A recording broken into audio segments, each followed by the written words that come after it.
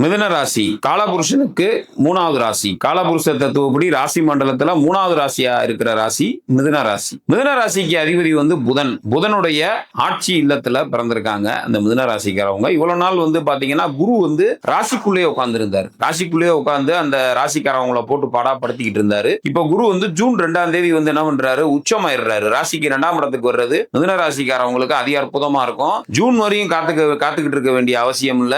ஜனவரிக்கு மேலேயே படிப்படியா நல்ல பலன்களும், மார்ச்சுக்கு அப்புறம் கண்டிப்பான முறையில ஜென்ம குருவோட தாக்கம் ஓரளவுக்கு குறைஞ்சிரும். கண்டிப்பான முறையில ஜூன்ல இருந்தே, ஏன் ஜூனுக்கு முன்னாடி மே மாசத்துல இருந்தே நல்ல பலன்களை இந்த மிதுன ராசிக்காரவங்க அடைய போறாங்க. அதுல டவுட்டே இல்ல. மிதுன ராசிக்கு 10ஆம் இடத்துல சனி வேற இருக்கிறார். சோ சனியை வேற உச்ச குரு பாக்குறாரு. 10ஆம் அதிபதி உச்சம். மிதுன ராசிக்காரவங்க தொடர காரியம், தொழில் ரீதியா அவங்க தொடர விஷயம் எல்லாம் அமோகம். அதுல டவுட்டே கிடையாது.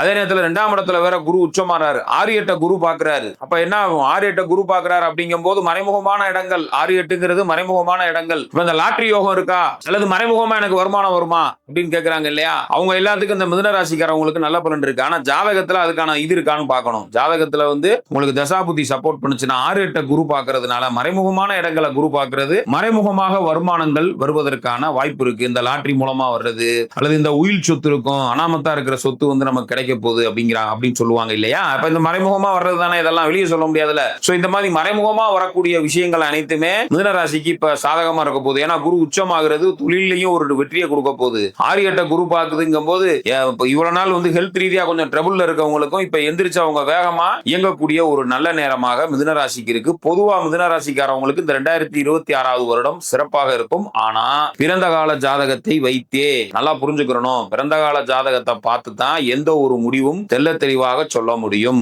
இப்ப நான் சொல்றது எல்லாமே கோச்சார பலன் தான். மிதுன ராசிக்கான கோச்சார பலன்களை நான் சொல்கிறேன். அப்ப பிறந்த கால ஜாதகத்துல என்ன மாதிரியான பலன்கள் இருக்கு, நீங்க ஏற்கனவே உத்தியோக ரீதியா தொழில் ரீதியா ட்ரபிள்ல இருக்கீங்களா, குடும்ப ரீதியா உங்களுக்கு எதுவும் பிரச்சனை இருக்கா, ஏற்கனவே கடந்த ஒரு வருஷமா ஜென்ம குருக்கும் போது ஃபேமிலியில சில இஷ்யூஸ், சில பிரச்சனைகள், சண்டை சச்சரவு, ஒரு மனஸ்தாவங்கள், சரிங்களா, சில பிரச்சனைகள்னு சொல்லி கடந்த ஒரு வருஷமாவே வீட்டுக்குள்ள ஒரே சண்டை சச்சரவுன்னு இருக்கிறவங்களுக்கு எல்லாம் கண்டிப்பான முறையில பொது பலன் எப்படி இருக்கு, அருமையா இருக்கு. ஆனா ஜாதகம், பிறந்த கால ஜாதகத்துல உங்களுக்கு சப்போர்ட்டிவா கிரகங்கள் இருக்கான்னு பார்க்கணும். பார்த்துட்டு தான் எந்த ஒரு விஷயத்துக்கும் நம்ம தெளிவா முடிவெடுக்க முடியும். ஆனா பொதுவான பலன் மிதுன ராசிக்கு எக்ஸலண்டா இருக்கு. ஏன்னா 10ஆம் இடத்துல இருக்க சனியை யாரு பார்க்க போறா, குரு பார்க்க போறாரு. அதுபோக வருடம் மூலம் பாத்தீங்கன்னா டிசம்பர் 5ஆம் தேதி வரையும் ராகு கேது 3-9ல இருக்காங்க, நல்ல இடத்துல தான் இருக்காங்க. அடுத்த டிசம்பர் 6ஆம் தேதிக்கு மேலதான், இந்த வருஷம் எண்டுல டிசம்பர் 6ஆம் தேதிக்கு மேலதான் ராகு கேது மாற போறாங்க. சரிங்களா, 2-8க்கு வர போறாங்க. சோ அது வரையும் ஒன்னும் பிரச்சனை இல்லை. சோ ராகு கேதுவுமே ஓரளவுக்கு சாதகமான இடத்துல இருக்கிறதுனால நிச்சயமாக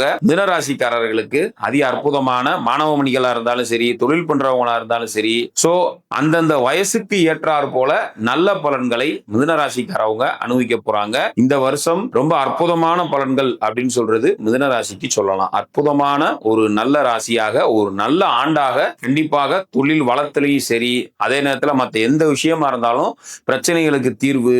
சோ டோட்டலா நம்ம இந்த மிதுன ராசிக்கு எக்ஸலண்டா இருக்கு. 100க்கு 85 மார்க் மிதுன ராசி கொடுக்கலாம். அற்புதமா இருக்கு. மிதுன ராசிக்காரவங்க வழிபட வேண்டிய தெய்வம்னு பாத்தீங்கன்னா, ராசிநாதன் பாத்தீங்கன்னா புதனா இருக்கிறதுனால ராசிக்கு 2ஆம் இடத்துல போய் குரு உச்சமா இருக்கிறாரு. 10ஆம் இடத்துல சனி இருக்கிறார். சோ சனியை குரு பாக்குறாரு. அப்ப திருச்செந்தூர் முருகப்பெருமான் வழிபாடு மற்றும் திருப்பதி ஏழுமலையான் வழிபாடு, இந்த 2 தெய்வத்தையும் விடாம வழிபட்டா நிச்சயம் நல்லதே நடக்கும். 12 ராசிக்காரவங்களுக்கும் நான் சொல்ற ஒரே விஷயம், எல்லா பேருமே போய் குலதெய்வத்தை கும்பிடுங்க. அதுதான் ரொம்ப முக்கியம். சரிங்களா, நன்றி.